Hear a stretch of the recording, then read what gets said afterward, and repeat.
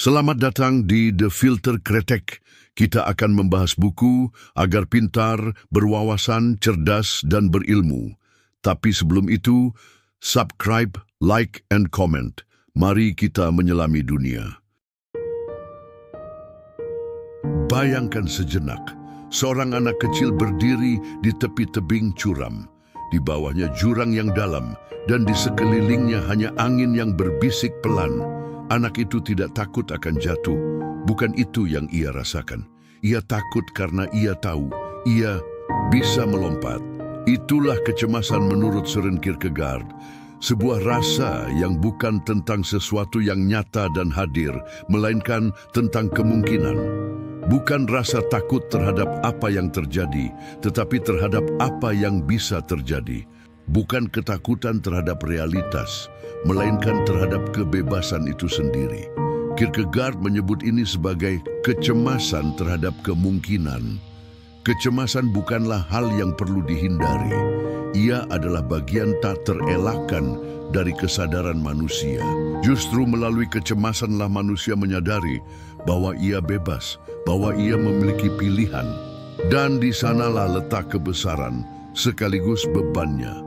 Ketika Adam berada di Taman Eden, sebelum ia memakan buah terlarang, belum ada dosa. Tapi ada sesuatu yang hadir di sana, sesuatu yang samar namun kuat. Sebuah getaran batin, sebuah ketegangan yang mendalam. Kierkegaard menyebutnya kecemasan eksistensial, kecemasan yang muncul karena Adam tahu bahwa ia bisa memilih, ia bebas.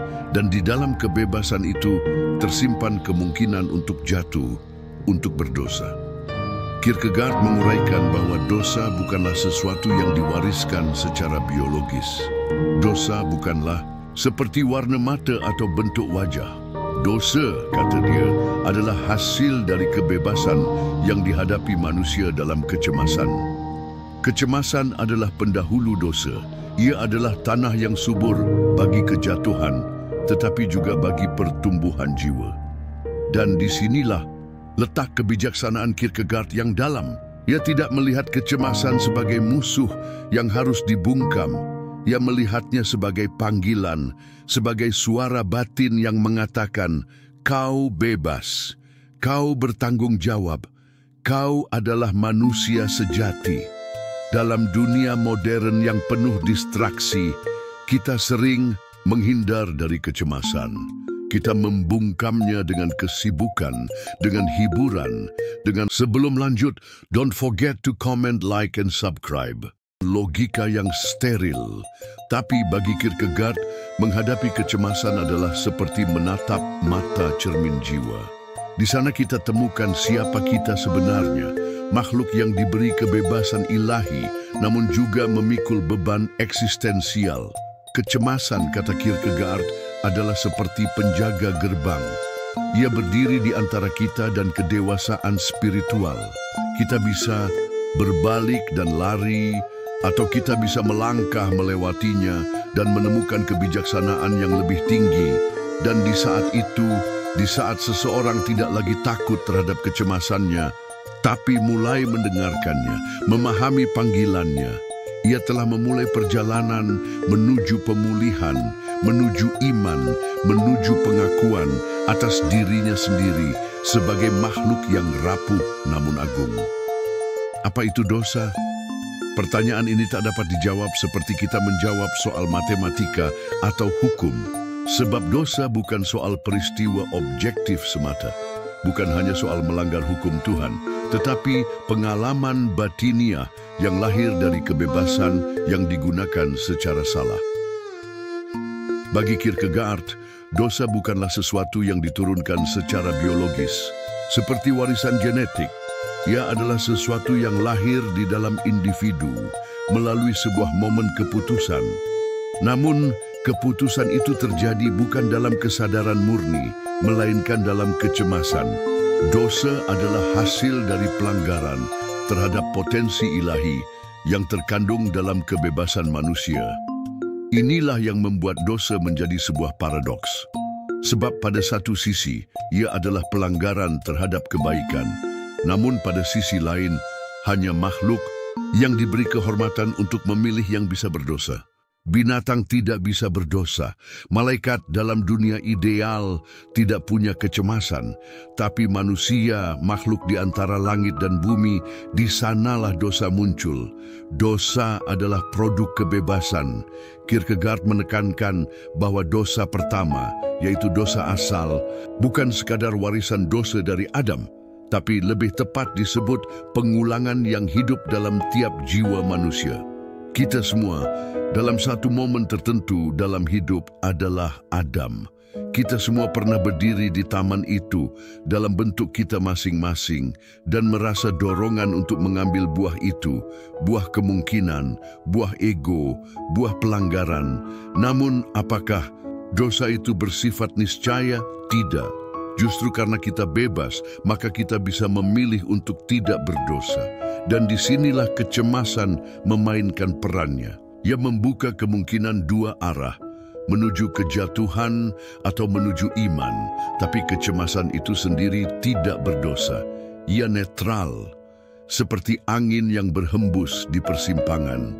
Ia mengarahkan kesadaran kita ke dalam kedalaman pilihan. Apakah kita akan hidup dalam kesadaran palsu, di mana kita menipu diri, menyangkal kebebasan, dan jatuh ke dalam dosa? Atau kita akan hidup dalam kesadaran iman, di mana kita mengakui bahwa kita lemah, namun juga dipanggil kepada sesuatu yang lebih tinggi?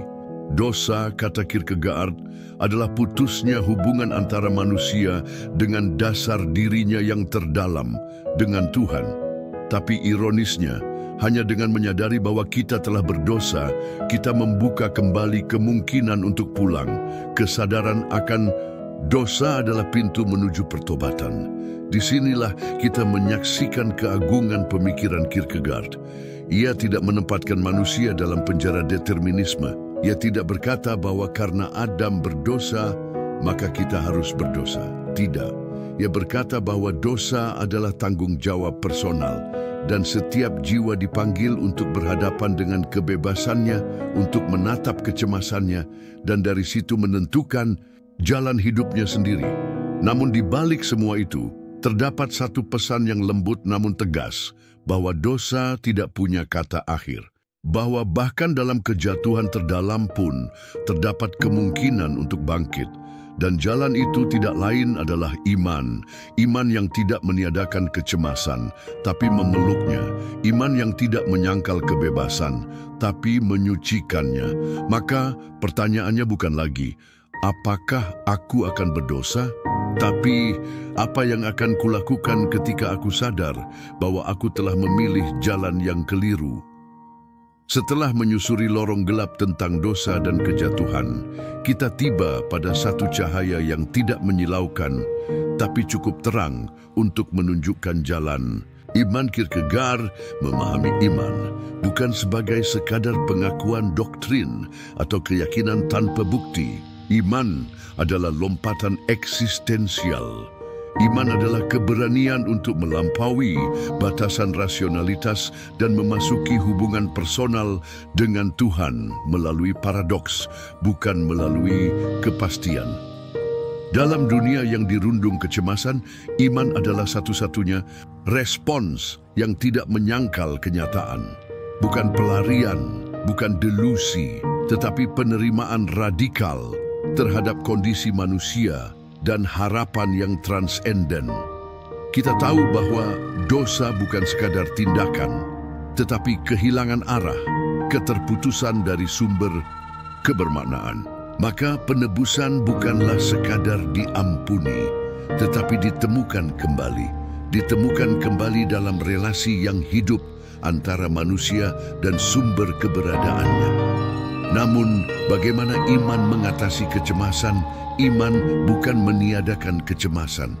Justru, seperti yang dikatakan Kierkegaard dalam Fear and Trembling, orang yang beriman adalah orang yang paling sadar akan kecemasannya, tetapi juga yang paling berani menghadapinya. Ia tidak menyangkal jurang di hadapannya.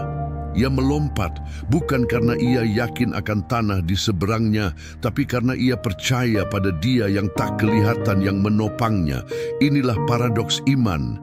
Iman mengakui keterbatasan manusia, tetapi justru di sanalah ia menemukan kekuatannya.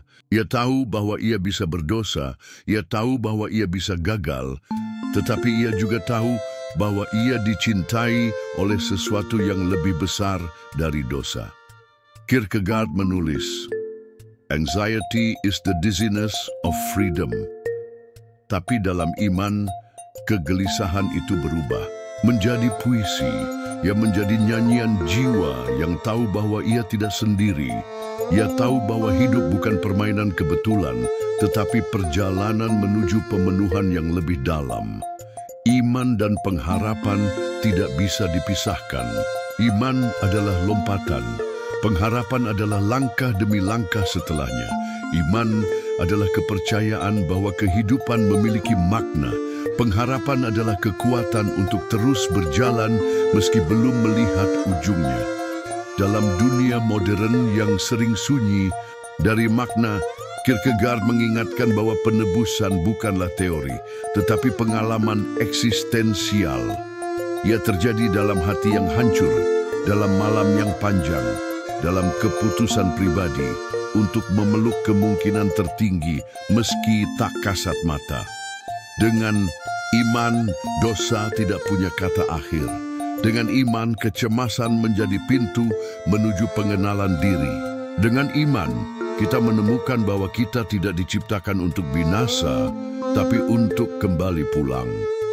Di titik ini, the concept of anxiety bukan lagi sekadar karya filsafat, tapi sebuah panggilan spiritual, sebuah ajakan kepada setiap jiwa untuk menatap dirinya sendiri dalam kesendirian, dalam kebebasan, dalam kecemasan, dan memilih untuk hidup bukan dalam ketakutan tapi dalam iman. Apa itu manusia? Bagi banyak filsuf, manusia adalah makhluk rasional, sosial, atau politis.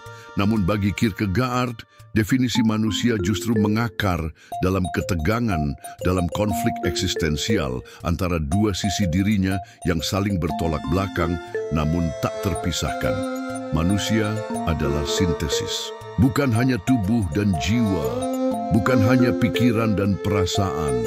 Ia adalah titik pertemuan antara yang terbatas dan yang tak terbatas, antara yang jasmani dan yang rohani, antara yang fana dan yang kekal. Finitas yang terbatas adalah kenyataan bahwa kita hidup di dalam waktu, dalam tubuh, dalam sejarah yang penuh dengan batas, penderitaan, dan kematian. Kita makan, tidur, lelah, dan suatu hari akan lenyap dari dunia. Tapi manusia juga membawa dalam dirinya infinitas, kemampuan untuk membayangkan, mencintai secara tanpa syarat, merindukan kekekalan, mencari kebenaran yang tidak berubah, dan menyadari dirinya sebagai subjek, bukan sekadar objek dunia ini. Kierkegaard berkata bahwa kesadaran diri adalah hubungan yang berelasi kepada dirinya sendiri. Kita tidak hanya ada, kita menyadari bahwa kita ada. Disitulah dimulai seluruh drama eksistensial manusia. Namun justru dalam hubungan ini, kecemasan tumbuh. Karena manusia adalah sintesis, ia hidup dalam ketegangan yang tidak pernah benar-benar selesai. Dan ketika hubungan antara finitas dan infinitas, antara kemungkinan dan kebutuhan itu terganggu, maka lahirlah kecemasan yang dalam. Ketika kita terlalu tertarik ke satu sisi, terlalu larut dalam dunia konkret, dan kehilangan rasa kekekalan, atau sebaliknya, terlalu terhanyut dalam kemungkinan tanpa arah, jiwa kita mulai retak. Kierkegaard mengingatkan kita, kesehatan jiwa bukanlah menghindari ketegangan itu, tapi menanggungnya. Menjaga sintesis itu hidup dan seimbang. Menjadi manusia sejati adalah menghidupi paradoksnya. Inilah yang membedakan manusia dari binatang atau mesin. Kita sadar akan kematian kita. Kita tahu kita bebas. Kita tahu bahwa kita bisa memilih, tetapi justru karena itu kita gelisah. Namun dalam kecemasan ini juga tersembunyi potensi tertinggi manusia. Kecemasan bukan hanya penyakit, ia adalah tanda kehidupan rohani. Tanda bahwa manusia bukan sekadar makhluk biologis, tapi makhluk yang haus akan makna, akan tujuan, akan sesuatu yang melampaui dunia ini. Ia adalah isyarat bahwa manusia diciptakan untuk yang lebih tinggi. Ketika manusia menerima dirinya sebagai sintesis, ia tidak mengingkari sisi manapun. Ia tidak mengabaikan kenyataan dunia, tetapi juga tidak menyingkirkan kerinduannya akan yang kekal. Ia merangkul keduanya, dan dengan itu mulai menjalani hidup yang otentik. Kierkegaard tidak menawarkan sistem, ia menawarkan cermin. Ia mengajak kita bercermin pada kecemasan, bukan untuk menakut-nakuti, tetapi untuk menyadarkan. Karena hanya dengan mengenal kedalaman gelap dari keberadaan kita, kita bisa membuka pintu bagi terang yang sejati.